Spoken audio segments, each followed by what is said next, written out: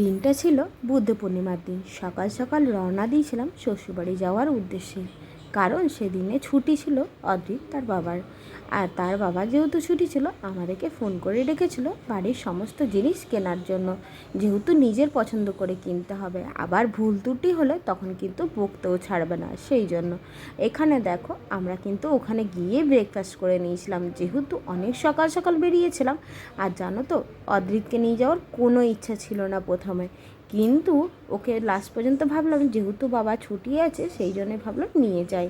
আর জানো তো, ও সারাদিন ওর বাবার সাথে খেলতে পেলে আর কিছুই চায় না, সেই জন্যই তো নিয়ে গেলাম। আর সেখানে গিয়ে তো ভীষণ আনন্দ পেয়েছে। তারপরে সেখানে ব্রেকফাস্ট করিয়ে বেরিয়ে পড়লাম আসল জায়গায়, যেখানে কাজ ছিল ঠিক সেই জায়গায়। এখানে তো সমস্ত বেসিন, টাইলস, তারপরে বিভিন্ন ধরনের ওয়াশরুমের জিনিসপত্র সমস্ত কিছু কেনাকাটি হলো। তারপরে এত সব জিনিসপত্র দেখাচ্ছিল, সে তো মাথায় আর ঢুকছিলই না যে কোনটা ছেড়ে কোনটা নেব। আলটিমেট জিনিসগুলো নেওয়া হলো পছন্দ করে। তারপরে কিন্তু সেখান থেকে বেরিয়ে পড়েছিলাম। আবার কিন্তু যেহেতু অদ্রিতকে স্নান করাতে হবে, সেই জন্য অনেক তাড়াতাড়ি করছিলাম।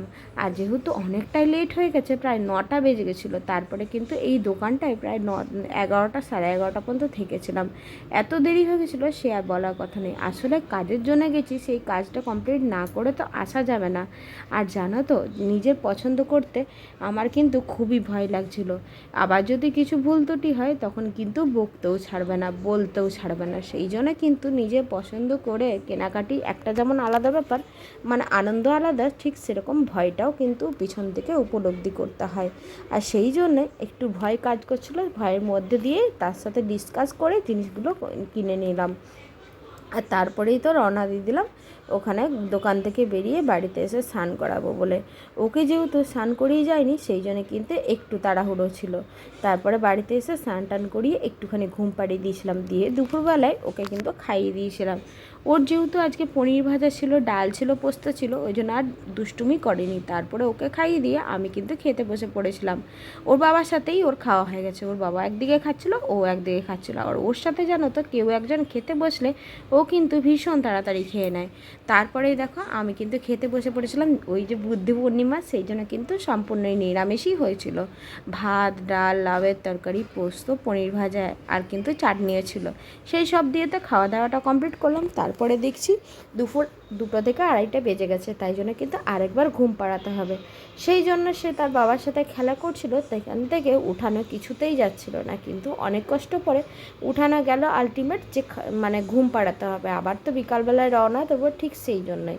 তারপরে কিন্তু অনেক কষ্ট করে তাকে ঘুম পাড়াতে হয়। যেহেতু আগে একবার ঘুমিয়ে নিয়েছে, তাই জন্য কিন্তু ঘুমাতে প্রথমে কিছুতেই চায়নি। তারপরে তো অনেক কষ্টের পরে ঘুমালো। তারপরে বিকালবেলা ঘুম থেকে উঠে আমরা কিন্তু বেরিয়ে পড়েছিলাম যে দুর্গাপুর আসবো। আর দুর্গাপুরের উদ্দেশ্যে দেখো বাসে করেই আসবো। সেদিনটা যেহেতু ছুটি ছিল, সারাদিনটা অনেকটাই ধকল গেছে, সেই জন্যই তার বাবাকে বললাম যে আজ যেতে হবে না তোমাকে, আমরা কিন্তু যেহেতু বাসে এসেছি বাসেই চলে যাব। তারপরে দেখো বাসে আমরা রওনা দিয়ে দিলাম। আর বাসে আস্তে আস্তে আমাদের কিন্তু ভীষণ ঝড়ঝাপটা পেরোতে হয়েছে, কারণ সেই দিনটা সকাল থেকে ভীষণ পরিমাণ গরম থাকলো।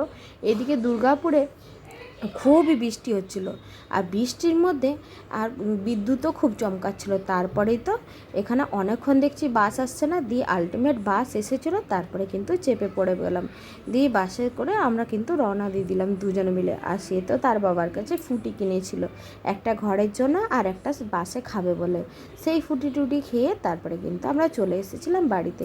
অনেকক্ষণ বাসের মধ্যে মানে বসতে হয়েছিল, কিন্তু তারপরে আলটিমেট বৃষ্টিটা একটুখানি থামলো, তখন কিন্তু সেইভাবেই আমরা ছাতা নিয়ে চলে এসেছিলাম। যেহেতু বাবা বাস স্ট্যান্ড পর্যন্ত গেছিলো, সেই জন্য আর কিছু অসুবিধা হয়নি, বাবার সাথেই চলে এসেছিলাম। আজকে তাহলে ভিডিওটা আমার এই পর্যন্তই রইল। আমরা এইভাবেই তো এই দিনটা বের করলাম। আমার ভিডিওটি কেমন লাগলো সেটা জানিও। টাটা তাহলে, শুভরাত্রি সবাইকে। সবাই ভালো থাকবেন, সুস্থ থাকবেন। আবার নতুন আরেকটি ভিডিও নিয়ে আসবো। ততক্ষণের জন্য তোমরা সবাই ভালো থেকো।